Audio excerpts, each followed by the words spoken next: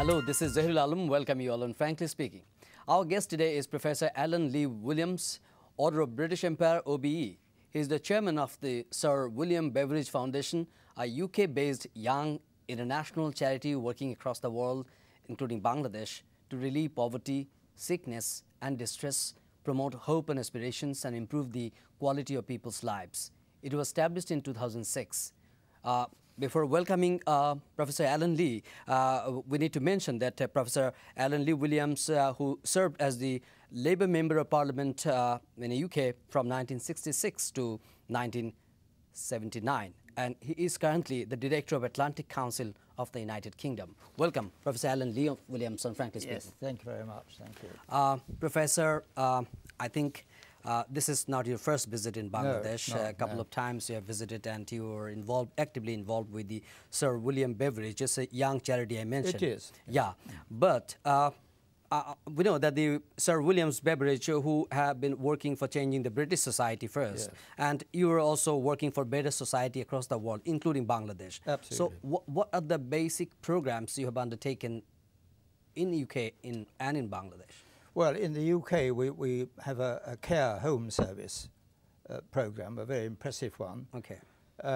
Catering for lots of people living in Tower Hamlets and 2 other London boroughs. Mm-hmm. And it occurred to us that this kind of work could be done here in Bangladesh. And I was fortunate in having as a colleague the director of the William Beveridge Society, and also the director of this home care society we formed, or organisation we formed, who is not only himself very knowledgeable as a trained social worker, but he's also intellectually very clever, and he understood the necessities of what we were doing in the United Kingdom, at the same time saying, well, let's see what we can do in Bangladesh.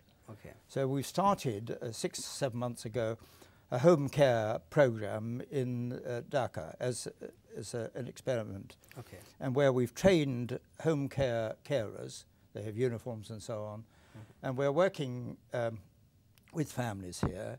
The idea is to pick out families where some tragedy or another or old age has incapacitated somebody, and the family is unable to take care of them. And then we arrange for our carers to go in several times a day, very often, to look after these people. So although it sounds a very modest program at the moment, indeed it is, it's a sort of program that we believe should be extended here in Bangladesh and elsewhere. Professor Allen, actually, I'm pretty interested about learning what was the real fight of Sir William Beveridge, what he envisioned for the humanity, for the human. Well, Sir William Beveridge was a great, great social reformer. He wrote a report in 1940. And interestingly, he was born in part of this here. Bangladesh. I think born in Bengal. Yes, under 1879. Yes, that's right.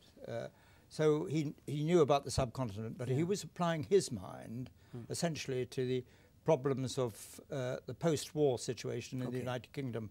You're talking about the Second World War? Yes, the Second World War. Okay. And as a result of that, he produced a report which was known as the Beveridge Report, which captured the imagination of... Beveridge Report, that was named after his name? After his name, and it captured the imagination of all the political parties. Okay. So it was as a matter of fact, I think he was a Liberal, belonged to the Liberal Party. Okay. But it captured the imagination of especially the Labour Party, okay, but also the Conservative Party, because at that time they were in a coalition government. So what were the contents on that? The contents were really to get to the point where you had to tackle the basic levels of poverty, and that was ignorance. Okay. So that meant good education. Okay. It meant tackling the problem of idleness. So that meant employment, and we've and housing. Well, some of the giants, he called these things the 5 giants. The other 3 giants have largely been conquered in the United Kingdom. Okay. But here we recognise the 5 giants, unfortunately, are still alive. Okay. So we're only concentrating. So you're terming all those issues as a giant. Yes. Okay. As giant issues. Giant issues. Hope I'm not confused. Gigantic issues. Gigantic issues, which need gigantic resources. But nevertheless, we've worked out a scheme because I'm blessed with a colleague who in fact runs the director of the Beveridge Foundation, Rama Dalani, who is Bengali and knows the social scene. He's both a trained social worker and I would say an intellectual, a man who really thinks conceptually. And it's his idea that we should try and do something in this country. We've started already. We employ care workers that go into the homes of people who are incapacitated, where their families cannot take care of them.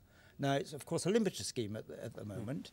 It caters for about 137 families, and we want to do more as we develop. We want to move step by step. We've trained young women here and men as care workers. They wear a uniform, properly trained, and they're at work. And so far, all the signals are that it's capturing the imagination of the political leaders here. Yeah, so that's very interesting. But in the Beveridge report, which was published in 1942, so how did it contribute? Contribute in the United Kingdom society to get rid of poverty? I think that they didn't take into account the experience of the Second World War and the recessions of the 30s recession and the economic situations in the United Kingdom. How did it help? Well, the Beveridge, you see, saw that the only way in which you could tackle the basic giants, as he called them, was to develop gradually a welfare state. That is, health care should be available free for everybody. Social security should be available to those in need. Public housing should be available for those needing housing. And so he tackled it in that way. Because although he was an immense thinker, an intellectual, he was also a very practical man. So that's why we thought that our society should be named after him, because his proposals were immensely successful. So you mentioned the giants, I mean the 4 or 5 giants that are ignorance, the sickness, disease, illness, and want, I mean the poverty, I think. So, you know, the Bangladesh as a developing country, it has a lot of challenges. And how the Beveridge experience, I think the Beveridge Foundation's experience can bring about some changes in the society? How hopeful or how optimistic you are about that? Well, one of the emphasis that Beveridge gave, and incidentally is one that we're giving as well, and that is that to get a just society, you have to work towards a degree of equality between the classes. Between people that have money and people who don't have money, between men and women, between the healthy and the sick. And so you have to approach it from a personal point of view, from that end. And although governments are crucial in this area, it's realised by us and that the situation here is so difficult. It can only be done by stages, but the role of... Where the 40% of the total population is living under abject poverty. Yes, absolutely. So if the government tried to cure that overnight, they'd go broke. So it can't be done that way. It has to be done by what I would call the inevitability of gradualness. And that's what we're trying to do with this scheme. And we have other schemes as well of a modest kind. We believe, for example, that English is an important element. And one of the things we want to do here under our auspices is to encourage the establishment of the English-speaking Union of Bangladesh. Bangladesh is the only country in the subcontinent that doesn't have an English-speaking union. It's an international movement. It's in 56 countries. Is there any movement to form an international union? Yes, there is. Union? We've got to the. Technically speaking, it's waiting to be ratified by a meeting in Munich this year. Already we've got... Where Bangladesh will be inducted in the movement. Yes, indeed. And I tell you that my colleagues in the English-speaking Union are really looking forward to Bangladesh coming in. They see a big role here for not only the English language itself, but the values which lie behind the English-speaking Union. Professor Allen, We know that you have started very lately, I mean very recently, that in Bangladesh yes, with your yes, foundation. 7 months ago. Yeah. 6 months ago, 6 it's not months, a long yeah. time. So, Yes. you know, by this time, the new government comes into power in Yes, Bangladesh, and yes. the challenges still remains before this nation, Yes. and we know about the challenges. So, but in your experience, how would you define the challenges and the way out and the formula? I think sort of strategy, but this government can undertake to deal with the challenges, major challenges, especially the poverty and education sector, health sector. Well, Bangladesh is really at a crossroads. Yeah. The 2 years in which there was a temporary government backed by the army and so on has given a period for thought.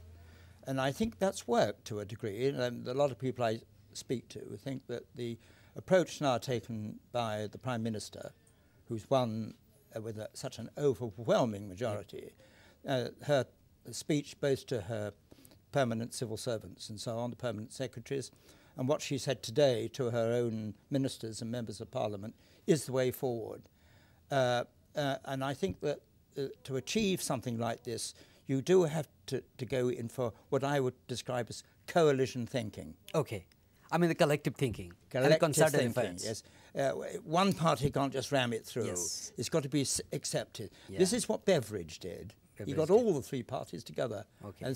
And I think that needs to be done here as well. Very interesting. Professor Williams, you are talking about, and you are the member of the British Parliament, and so you have a long span of experience from 1966 to 1979. Yeah. And you were talking about the concerted efforts from the government and the Treasury bench to get rid of abject poverty, to develop health sector, education sector, and you have taken some initiatives from your part, from your foundation. But collectively, in a broader perspective, how would you define the government's role in dealing with the challenges? Well, I think the government here has for a long time, and I think that's true of all governments here, but especially the Awami League, have long appreciated the assistance of NGOs. I mean, there are a lot of NGOs in this country, some of them very big, very influential, some with a lot of money. But it's ideas that we're trying to put across here. We're going to try and show that those ideas have practical application. But if we can get this idea accepted, that there should be a welfare state that sees you through from birth to the grave, as it were, looks after you. Okay. You'll have then a happier society, certainly a more democratic one, and you'll have a society more united. I mean, that has been the advantage since the Beveridge in Britain, is that by and large these things are not disputed between the parties. There's a difference of emphasis. You know, some party will say they will spend X more on this than another party say, well, we will pay more than that for the health service. That kind of debate about resources. In the Parliament? In the Parliament. Okay. But not actually in practical politics. The whole idea of the welfare state is accepted by all. And that's what needs to be created here. And I think intellectually, when you look at your problems, I think that's a battle that's going to be easily won. It's the question of resources.